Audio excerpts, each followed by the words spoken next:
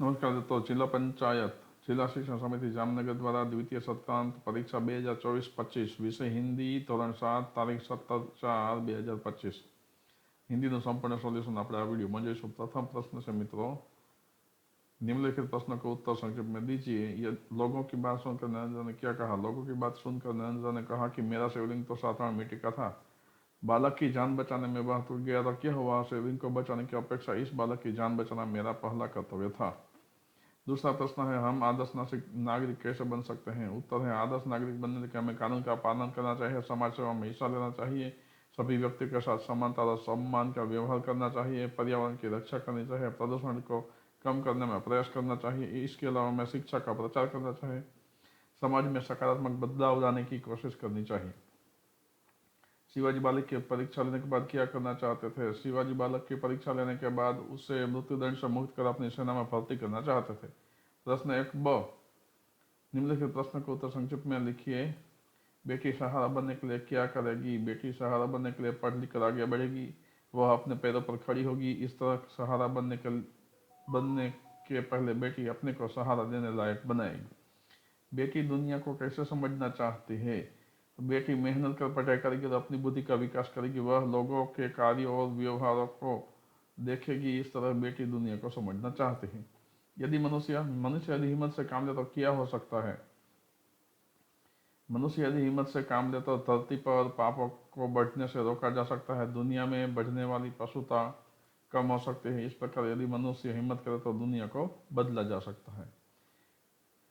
दूसरा प्रश्न है, दी गई काव्य पंक्तियों का भावार्थ लिखिए। मैं यहाँ पे भावार्थ ही बोलता हूँ। इन पंक्तियों में मनुष्य की अद्भुत शक्ति, आत्मबल और दृढ़ इच्छा शक्ति का चित्रण किया गया है। कवि कहना चाहता है कि यदि इंसान ठान ले तो वह पहाड़ों को भी चीर सकता है, नदियों की दिशा बदल सकता है, मिट्टी से अमृत निकल सकता है, धरती को आकाश से जोड़ सकता है। अर्थात इंसान के भीतर असाधारण क्षमताएं छिपी होती है।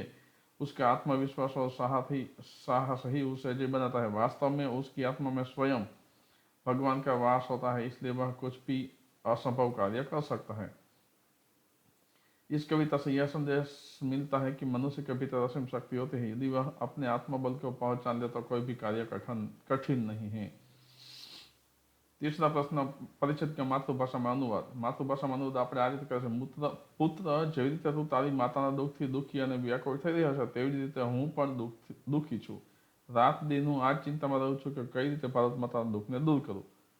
મહારાજ, આ શરીર તમારું છે। હું પ્રતિજ્ઞા કરું છું કે જ્યાં સુધી આ શરીરમાં પ્રાણ છે, હું કદી પણ ભારત માતાની સેવામાંથી પાછો નહીં પડું। આ રીતે આપણે આ ભાષાંતર કરી શકીએ। ચોથો પ્રશ્ન છે, ઢાંચે પાસે कहानी बनाइए। मैं सीधी कहानी सुनाकर सुनाता हूँ। एक समय की बात है, एक बादशाह के राज्य में एक महत्वपूर्ण घटना घटी।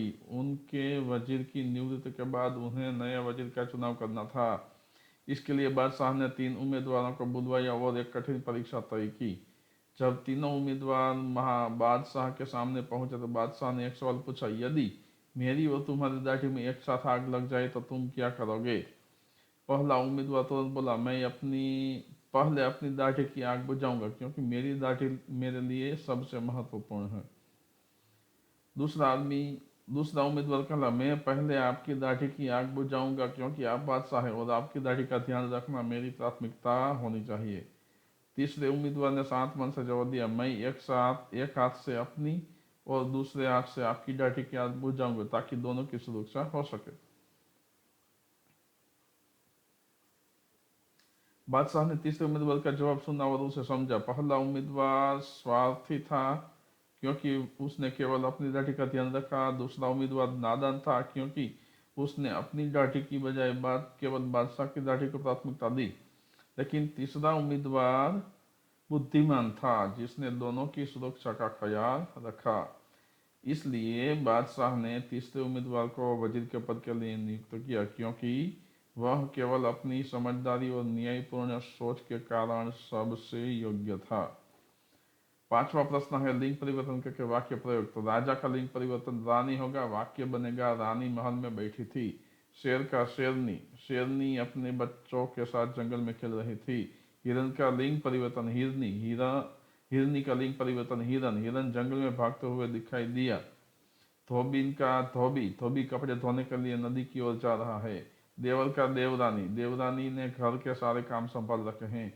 पंडिताइन ने पूजा अर्चना की। प्रश्न 6, विशेषण छांट कर भेद लिखिए।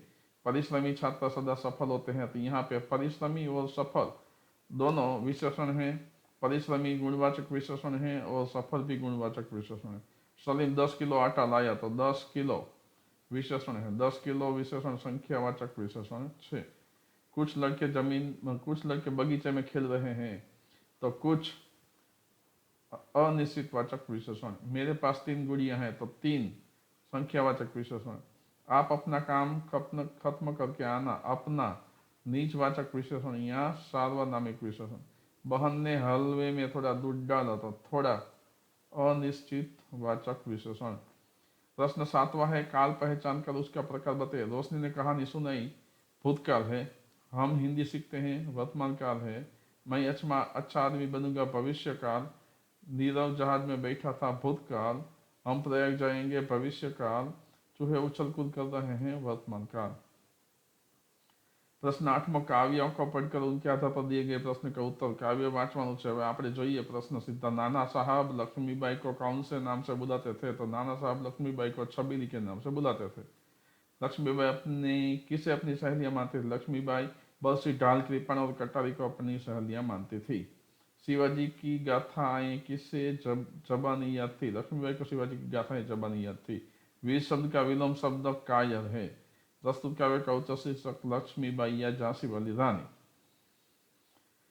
दिए गए शब्दों के आधार पर कोई 2 चुटकुलों का निर्माण करके लिखिए। મિત્રો અહીં મેં લખેલા નથી, પણ વિદ્યાર્થીઓએ જે રીતે લખેલા હોય એ રીતે આપણે યોગ્ય માર્ક એને આપવા જોઈએ।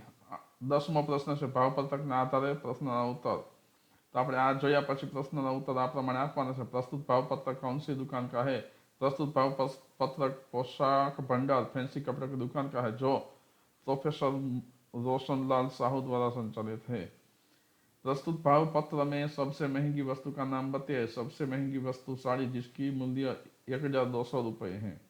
यदि आप 2 टी-शर्ट और 1 पेंट की खरीदारी करते हैं तो कितने रुपए देंगे? तो सीधो जवाब लिखो तो पण चाले, आपको 900 रुपये चुकाने होंगे। आ रीते कोई लखेलू हो तो पण चाले। पोशाक भंडार में कितने रुपये खरीदारी पर छूट मिलेगी और कितनी? तो 1500 रुपये या इससे अधिक की खरीदारी करते हैं तो आपको 10% की छूट मिलेगी। मीरा एक सलवार और सूट और साड़ी की खरीदारी करती है, तो क्या उसे छूट मिलेगी?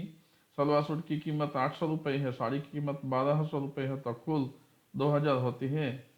चूंकि यह 1500 से अधिक है, तो मीरा को 10% की छूट मिलेगी।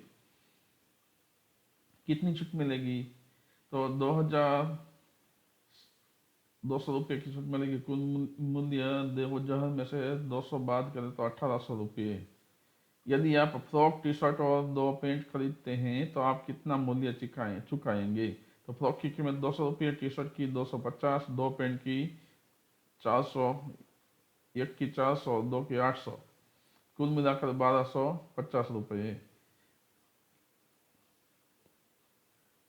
आप इस भाव पत्रक में कौन सी चीजें समाविष्ट करना चाहेंगे? और कौन कौन सी चीजें? मैं इस भाव पत्रक में जीन्स, जैकेट, स्वेटर, शर्ट जैसे अन्य वस्तु पे समाविष्ट करना चाहूंगा, ताकि ग्राहकों को और भी अधिक विकल्प मिल सके।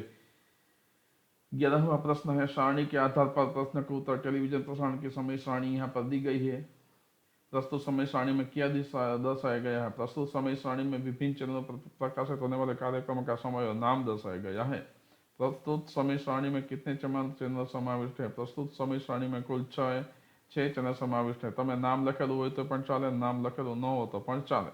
मात्र 6 संख्या बतानी है। यदि आपकी दादी भजन सुनना चाहती है तो आप कौन सा चैनल पसंद करेंगे? यदि मेरी दादी भजन सुनना चाहती है तो मैं संस्कार चैनल को पसंद करूंगा। उपयुक्त समय पत्रक में देशभक्ति पर आधारित कार्यक्रम कौन सा है? तो देशभक्ति पर आधारित कार्यक्रम सोनी मैक्स पर शाम 4 बजे खाकी फिल्म है। देश विदेश की खबरें जानने के लिए आप कौन सा चैनल और कौन सा कार्यक्रम देखेंगे? तो देश विदेश की खबरें जानने के लिए मैं टाइम न्यूज चैनल पर लाइव रिपोर्ट कार्यक्रम देखूंगा। उपयुक्त समय पत्रक में बच्चों के लिए कोई चैनल है? कौन से है?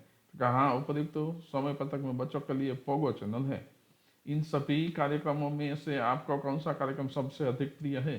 तो मेरे लिए तारक मेहता का उल्टा चश्मा सबसे प्रिय कार्यक्रम है। 12वां है, प्रश्न पत्र लेखन कीजिए। जीवन में सफाई का महत्व और अपने स्कूल में मनाए गए प्रजासत्ताक पर्व समारोह के बारे में मित्र का पत्र। मैं यहाँ पे दोनों देता हूँ। सफाई का महत्व। प्रिय मित्र रवि, सप्रेम नमस्कार। आशा है तुम कुशल होंगे। आज मैं तुम्हें जीवन में सफाई के महत्व के बारे में बताना चाहता हूँ। सफाई न केवल हमारे शरीर और वस्त्रों के लिए जरूरी है, बल्कि यह हमारे आसपास के वातावरण के लिए भी बहुत जरूरी होती है। अगर हम सफाई नहीं रखते तो तरह तरह की बीमारियां फैल सकती हैं। गंदगी से मच्छर और मक्खियां पनपती हैं, जो हमें डेंगू, मलेरिया जैसी बीमारियां दे सकती हैं। साफ सुथरा वातावरण हमें स्वस्थ और प्रसन्न बनाए रखता है। इसके अलावा स्वच्छता हमारे व्यक्तित्व को भी निखारती है और हमें अनुशासन सिखाती है। इसलिए हमें न केवल खुद को साफ रखना, बल्कि अपने स्कूल, घर और मोहल्ले की सफाई पर भी ध्यान देना चाहिए। आशा है तुम भी सफाई को अपने जीवन का हिस्सा बनाओगे। उत्तर की प्रतीक्षा रहेगी तुम्हारा मित्र अजय। અહીં તમે તમારું નામ લખી શકો। પ્રિય મિત્રમાં તમે તમારા મિત્રનું નામ લખી શકો। આગળ આપણે જોઈએ अपने स्कूल में मनाए गए प्रजासत्ताक पर्व समारोह के बारे में मित्र का पत्र। तो प्रिय मित्र सुनील, सप्रेम नमस्कार। आशा है तुम स्वस्थ और खुशहाल होंगे। आज मैं तुम्हें अपने स्कूल में मनाए गए प्रजासत्ताक पर्व समारोह के बारे में बताना चाहता हूँ। हमारे स्कूल में यह समारोह बहुत धूमधाम से मनाया गया। सुबह सुबह सभी छात्र अपने अपने यूनिफॉर्म में स्कूल पहुंचे। सबसे पहले राष्ट्रीय ध्वज फहराया गया और सभी ने मिलकर राष्ट्रगान गाया। इसके बाद रंगारंग कार्यक्रम प्रस्तुत किए गए। विद्यार्थियों ने देशभक्ति गीत गाए, नाटक प्रस्तुत किए और नृत्य भी किया। प्रधानाचार्य जी ने देशभक्ति पर एक प्रेरणादायक भाषण दिया और हमें अपने कर्तव्यों के प्रति सजग रहने को कहा। कार्यक्रम के अंत में सभी को मिठाइयाँ भी बांटी गई। यह दिन हम सभी के लिए बहुत यादगार रहा। काश तुम भी वहाँ होते तो मजा और मजा आता। अगली बार जरूर आना। तुम्हारा मित्र राजेश। तो दोस्तों, इस प्रकार हमने यहाँ पे कक्षा 7वीं के लिए हिंदी का द्वितीय सत्र का पेपर संपूर्ण सॉल्यूशन मैंने यहाँ पे दिया है। मेरे यूट्यूब चैनल को सब्सक्राइब कीजिए, अपने अपने अन्य दोस्तों को भी शेयर कीजिए। धन्यवाद।